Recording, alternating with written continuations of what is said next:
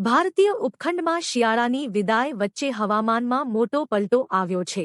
હિન્દ મહાસાગરમાં સર્જાયેલું ચક્રવાત હોરાસિયો 260 કિલોમીટર પ્રતિ કલાકની પ્રચંડ ઝડપે આગળ વધી રહ્યું છે। જો કે આ વાવાઝોડું ભારતીય તટ પર લેન્ડફોલ કરે તેવી શક્યતા ઓછી છે, પરંતુ તેની અસરને પગલે હવામાન વિભાગે દક્ષિણ ભારતના રાજ્યોમાં સાવચેતીના ભાગરૂપે એલર્ટ જાહેર કર્યું છે। વાવાઝોડાની અસર અને સમુદ્રમાં ઓછા દબાણને કારણે હવામાન વિભાગે આંધ્રપ્રદેશ, તેલંગાણા અને કેરળમાં ભારે પવન સાથે વરસાદની આગાહી કરી છે।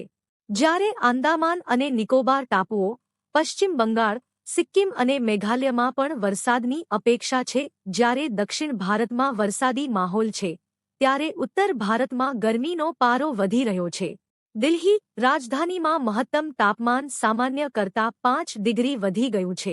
ગુરુવારે લઘુત્તમ તાપમાન 12.6 ડિગ્રી નોંધાયું હતું। હાલમાં અહીં વરસાદની કોઈ સંભાવના નથી। પશ્ચિમી વિક્ષેપ, વેસ્ટર્ન ડિસ્ટર્બન્સ સક્રિય થવાને કારણે પહાડી રાજ્યોમાં હવામાન પલટાશે। હિમાચલ અને ઉત્તરાખંડના પહાડી વિસ્તારોમાં હિમવર્ષા અને નીચાણવાળા વિસ્તારોમાં વરસાદની સંભાવના છે। બીજી તરફ દિલ્હીમાં હવાની ગુણવત્તામાં થોડો સુધારો નોંધાયો છે। ના ડેટા મુજબ ગુરુવારે સાંજે 200 નોંધાયો હતો। રાજસ્થાનના નાગૌર જિલ્લાના ગોટન શહેરમાં એક અત્યંત કરુણ ઘટના સામે આવી છે।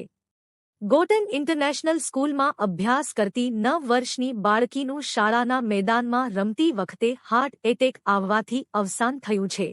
આ ઘટનાએ માત્ર શાળા જ નહીં, પરંતુ સમગ્ર વિસ્તારને શોકમાં ગરકાવ કરી દીધો। ઘટનાના સીસીટીવીમાં કેદ